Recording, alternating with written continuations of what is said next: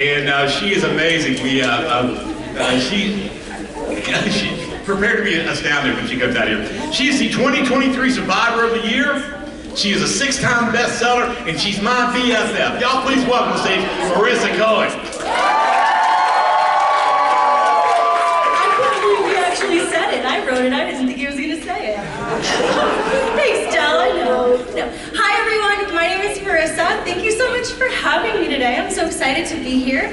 Before I get started, I do want to give a content warning because I talk about some deep stuff. So if anything I say makes you feel triggered or overwhelmed, I want you to feel very comfortable either getting up and going into the other room, taking some deep breaths, going outside, or if you snap your fingers, you actually trick your brain into sending receptors to your fingertips and not to your eyes.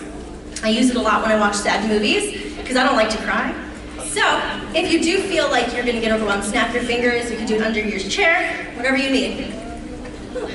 So, my name is Marissa, and I am a survivor of campus sexual assault and domestic violence. When I was in college, I was on student government, just like you guys. I was so involved, woohoo! I was so involved. I was really outgoing. I had built this incredible confidence in myself. And then I met this guy. That's how it starts, right? So I met this guy, and he was so charming, and he was so thoughtful. He would go out of his way to ask me a million questions about myself. He would bring me my favorite snacks. He would, shower me with this love and these amazing compliments and just made me feel so important and so special. About a month later, we started dating. And after we started dating, everything started to change a little.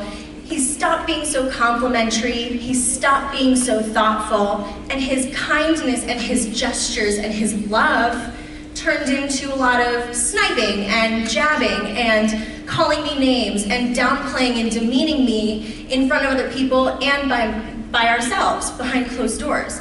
And I couldn't understand where that niceness left, like where it went. I couldn't understand why he was treating me so differently, and I thought it was me, because he had built this foundation of love and respect. So his words really impacted me. His words beat down my confidence.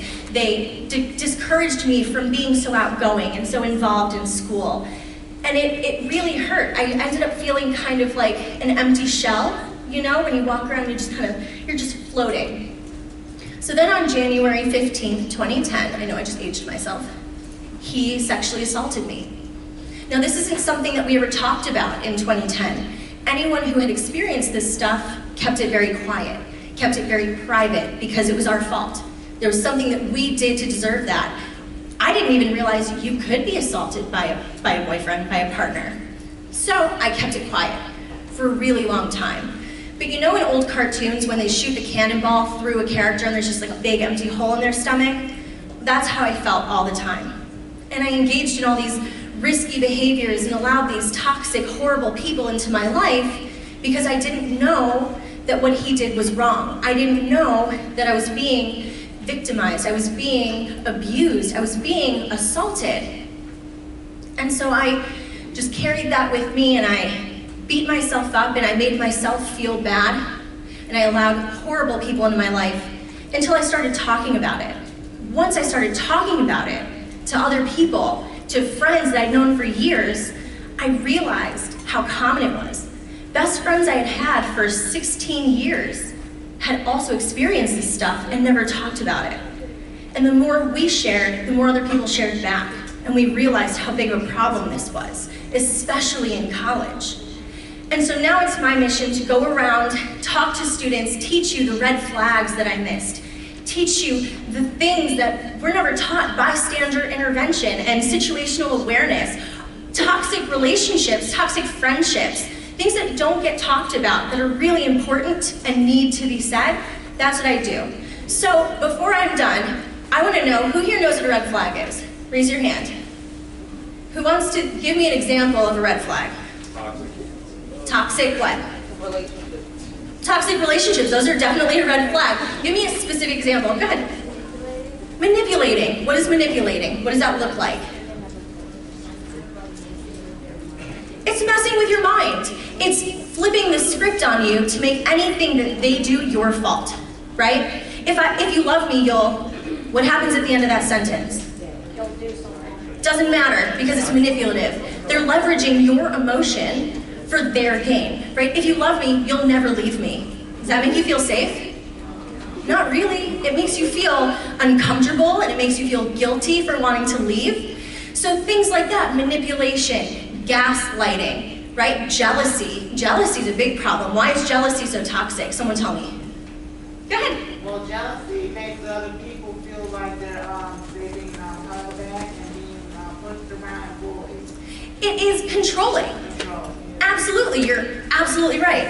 It's controlling and it's possessive, right? It's them trying to possess your time, possess the people that you're around, possess who you get to spend time with, right? That's problematic because we're independent leaders in this room and nobody can tell us who we can and cannot spend time with, right? Woo! Thank you. Yes, we are independent people and nobody should be telling you who you can and can't spend time with, what you can and can't do, what you can and can't wear. And so I want you to leave here knowing that you are in control of your life, to look out for some red flags. Look out for people who cheat on you, who lie to you, right? Who try and belittle you and demean you, who jab at you, who make mean comments towards you, or gossip. Ugh, gossip is so toxic. Someone tell me why gossip is toxic. Just shout it out.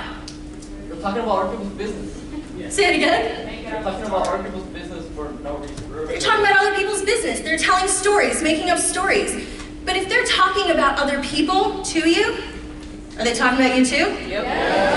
Yeah. It doesn't end with that person. It doesn't end. If you have friends that gossip, does that make you feel good to be the recipient of that gossip? No. Cut that person out. They are not worth it because they are talking about you too. So I want to change the topic a little bit and talk about some green flags. What are some things, some characteristics and behaviors that we like in relationships? Think of your friends. What do they do that make you happy? Positive affirmations. Positive affirmations. Thanks, Dave. What else? Trust. Communication. Communication skills. You can talk to them, right? You don't feel judged by them. You can share with them and you feel safe. Safety, right? You feel safe around them. Go ahead. Respecting boundaries. Respecting boundaries. Who here knows what a boundary is? Yes. And who here likes it when people respect your boundaries? Everyone, right? We should cheer for that. Respect your boundaries.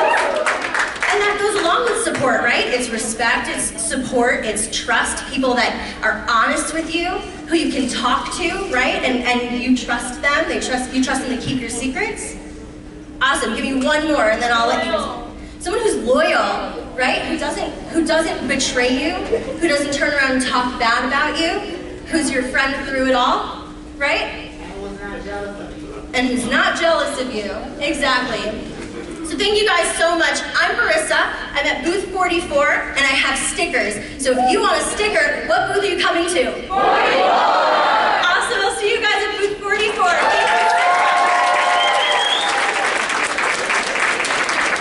Come on, let her feel the love. Marissa, come on. Great program, great speaker. Great information for you. Let me